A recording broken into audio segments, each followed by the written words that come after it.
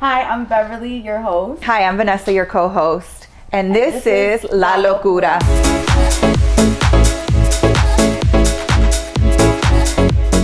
So today's topic is really interesting, and it's super healing to both you and I because I feel like it's going to be something that's going to help us, because I feel like everybody goes through childhood trauma. Yeah.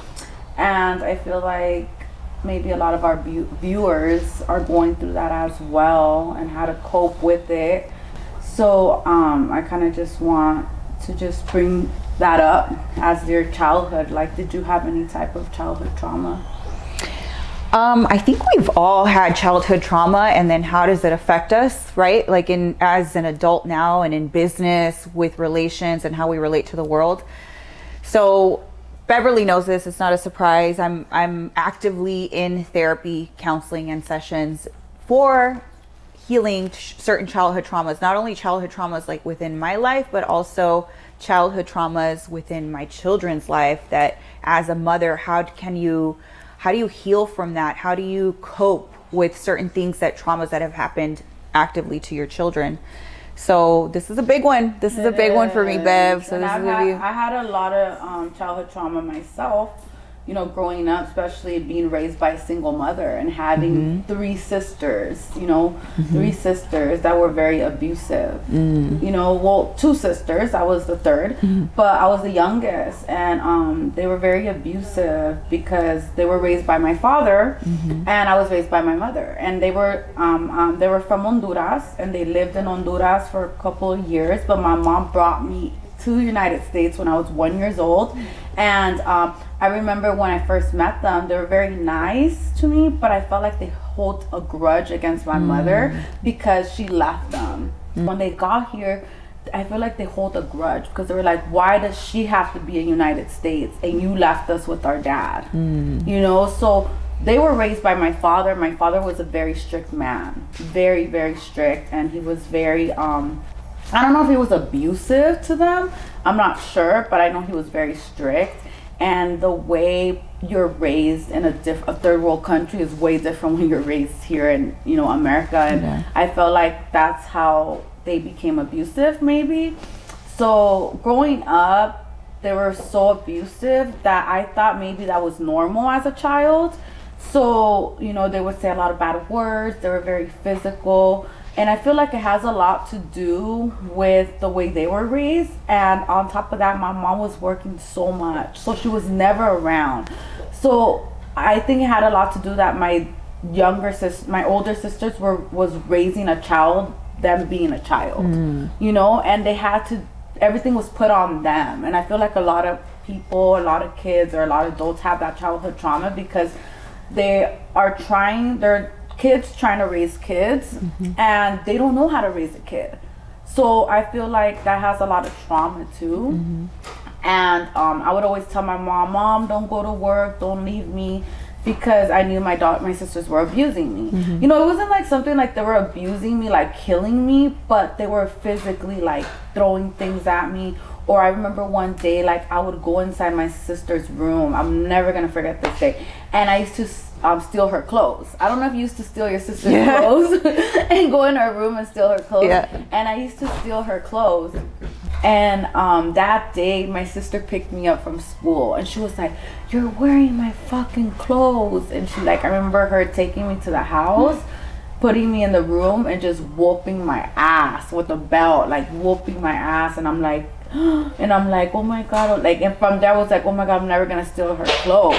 But I didn't learn my lesson. The next day I went back in her room and I stole some pants. And it's just like, when you're young, you just don't get it. Like, you're just kind of like, you want to do something you're not allowed to do.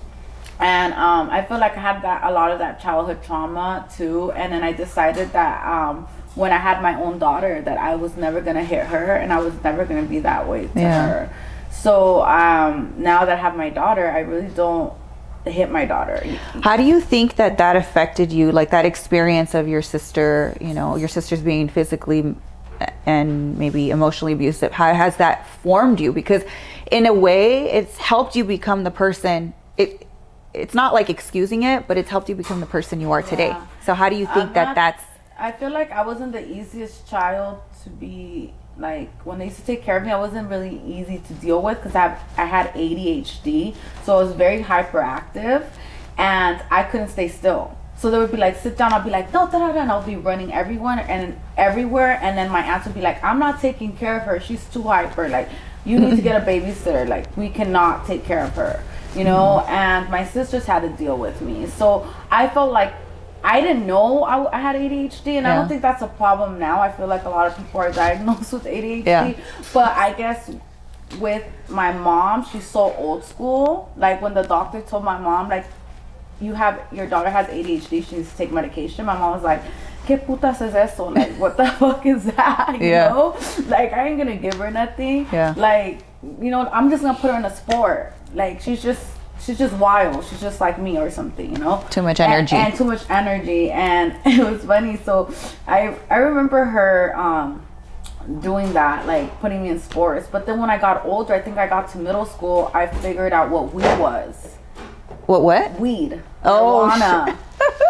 And I remember I tried it for the first time, and I was like, what is this? I'm like, dude, this actually calms me down, and I feel good. Like, I remember I tried it, and I was like, oh, man. So from there, I think I started smoking weed from age, like, 14 until I was, like, 18. Oh, wow. And I feel like that calmed me down a lot. Weed gives me anxiety. Yeah. I can't do it. I know, but maybe with somebody with ADHD. It helped. And then I was just like, wow, this calmed me. And I was doing good in school. Like, I was doing very good in school. I started playing tennis. All while smoking weed. Yeah. And I started doing a lot of stuff, but I don't recommend that to anybody. You know, if you're not 18, don't be watching this podcast, because this is only for 18 and older viewers. But I feel like that helped me a lot. So after I had my daughter, I never smoked again. I wasn't drinking, or I wasn't even going out. I was just like concentrating on my daughter. And once I started raising my daughter, like, sometimes I would get that feeling where I would want to scream at her, just because, like, she would make little mistakes. And then I would think about, like, my sisters, how aggressive they were. And I was like, I don't want to raise my daughter like that. Like, I don't want her to think that this is normal. You know, I want to change this trauma, and I want it to be better. Like, because I hold a big grudge against my sisters for many years. Like, I never introduced nobody to my sisters. What about today? Today, no, I forgave them. After I had my daughter, I was like, you know what, I know how tough it is to raise a kid, and you guys were raising me, and I wasn't even your kid. I was your sister. And, like, we started crying, like, and she was like, I'm sorry, I was the way I was. Like, I was literally a kid raising a kid, you know? And sometimes it's very tough, but I feel like we've been past that. And I feel like that was pretty much only the childhood trauma I've had. And pretty much, and not having a father too. Yeah. You know, like, which is a big one.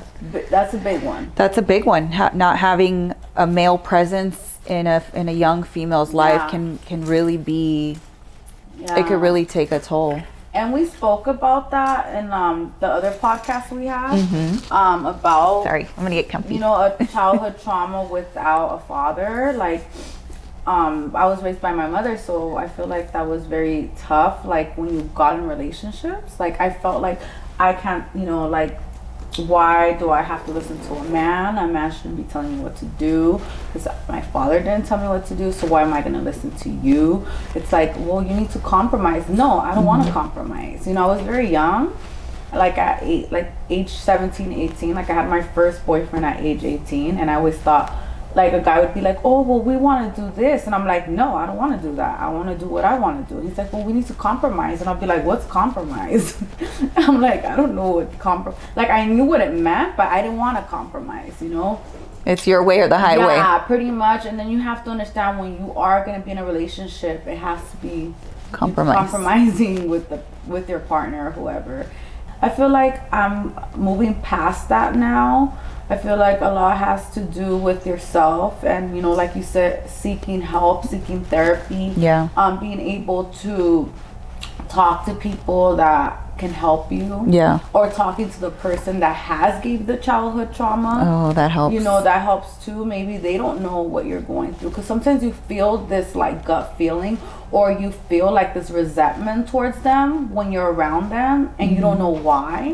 And I feel like once you're open up to them and you actually let them know, look, this is bothering me, this is how I feel, they can understand why you're feeling that way. Because sometimes you can be resentful to somebody and you don't even know you are. You know, it's just, you're just so like, okay, so like, hi, how are you? And that's it. You're very short with that person. You talk to them, but you don't even want to be around them because when you are, it gives you anxiety. I think that goes back to the childhood trauma, right? Like Yeah. if somebody triggers that feeling of like maybe your sister feeling, or maybe an absent dad feeling, that if like somebody else brings that same type of energy to you as an adult, now it can trigger that childhood trauma. Yeah. And it may not be that person is bad or anything like that. It's just an internal like feeling towards that. It can Yeah. happen. A lot of things are repressed too, like from what I understand, it's going through childhood trauma, like they're repressed memories. So they're subconsciously there in the back of your mind, but you're not fully aware of how you're operating. So it may be things that you're not fully aware of. Yeah, and sometimes you're not aware of it, or sometimes there's things that do happen, but you like erase them behind your Suppress them, mind. yeah. You literally erase them because you don't want to think about it, and that's kind of sucks sometimes. Like maybe a lot of things have happened to me when I was younger, like maybe nothing bad, or maybe like getting in a fight or something that like maybe scared me. I just like put it. People are like, "Do you remember it?" And I'm like, no. But I do remember it. I just don't want to talk about it, and I don't want to remember it ever again. Yeah. You know, and I feel like maybe that's bad to do. It's better to talk about it. But I hold a lot of things sometimes, or I'm the opposite. I'll hold everything in, or I'll tell everybody my whole life, and it's always the persons that I don't really know. Yeah. Like people I won't see again. Like someone that's sitting down at the nail salon, I'll be like, oh my god, let me tell you my whole life, and I'll never see you again. But cool, and now I feel better. Maybe like if that person made you feel safe. Yeah. It's how that person made you feel. But people, when I like know them, like you, like I do talk to you about a lot. That's why I love this podcast, because I feel like we can talk about anything and everything.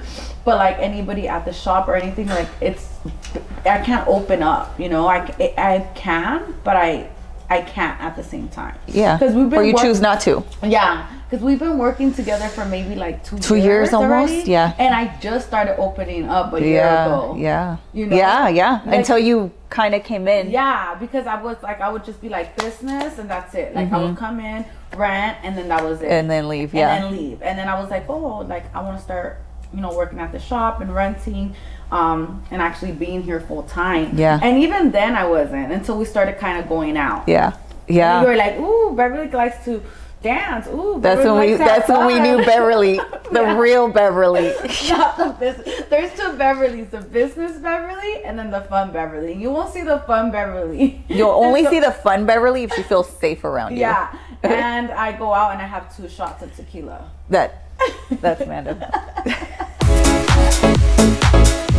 Yeah. So, do you remember any of your childhood traumas that you've had? Actually, like as you're talking, I'm like, yeah, I'm thinking about childhood trauma. And you know what? I was just telling somebody this the other day. I was 13 when I met the father of my kids. Wow. So 13, you're still a child. You're still a child. And then had my daughter at 14 and a half. You're still a child. No, I'm sorry. Got pregnant at 14 and a half. Had my daughter at 15. I was playing with Barbies at that time. Yeah. I was raising a daughter. And then also dealing with a narcissist who is, who had addiction problems. So I think a lot of the majority of my childhood trauma came from that point, because it was always me trying to be like a savior for this person, wanting to help this person, being an enabler versus that's like kind of like how I grew up so fast. Like I got to take care of business. I got to take care of his slack. I got to take care of the kids. Or I got to take care of my daughter now, right? Yeah. So that has kind of formed me to who I am today. Is like I'm always wanting to take care of things, and always, which has formed me to be the boss woman that I am today. It's formed me to be the strong woman that I am, the ferocious woman that I am today. But it all really goes back to the trauma that I had to become this person. which is it's a double-edged sword. good. It's a double-edged sword because I think that trauma does Help you. yeah, it's made us become the person that we are today, but then there's still some of those side effects, right? Yeah. So like when I meet a guy who resembles my baby dad, or when I meet a guy that gives me that type of vibe of him, it's like I just start rejecting them. Like I just can't. I want to like them, but then it's like, ugh, I can't. You remind me of this, like... You remind me too much of that person. And then I think it triggers me to become that person too with that person, if that makes sense. Yeah. Like how I want to take care of them and how I want to... Like, I think I can help you. I can save you. And I can build you. Yes. Like, no. I can build you. I can save you. We don't want no Bob the Builder, girl. We don't want no Bob the Builder. No, we're not building nobody. They need to be built already. Right. But then that's a trauma within me that wants to fix. Nobody needs fixing. No.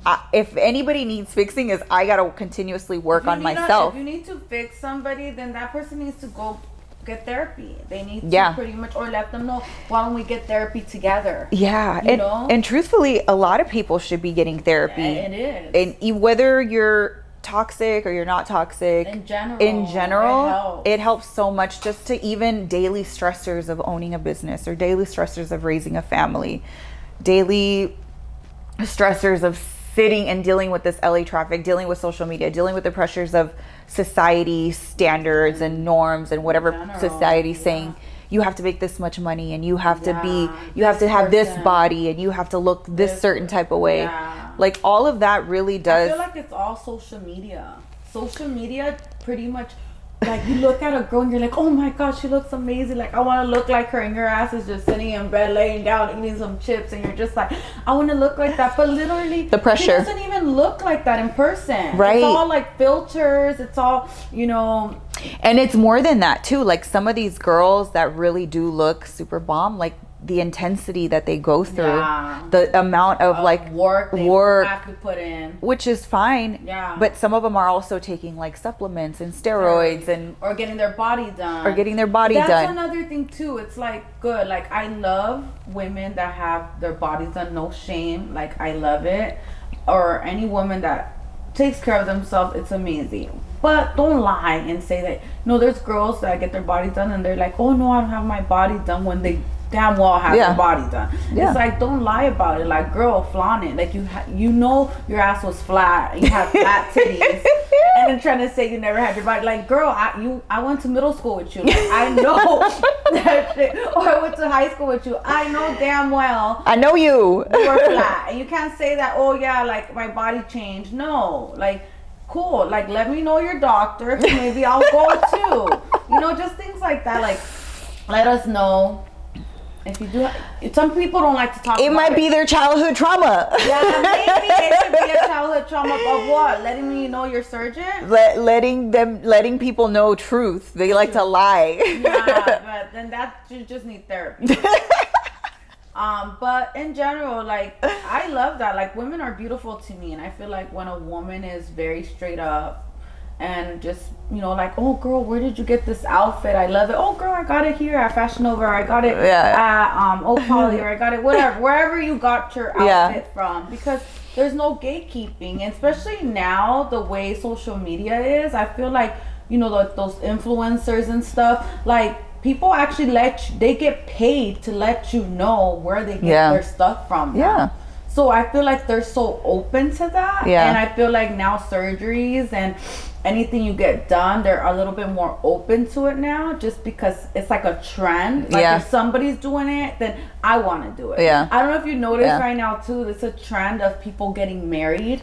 Oh, like a lot of people like are getting married just to get married. And then I mean it's that season too. It's a season. Ryan be doing a lot of wedding videos lately. I think it's a season of getting married. 'Tis the season, and it's cool. It's nice. Like it's kind of cool bringing that back, letting people know that there's still that love old still school, exists.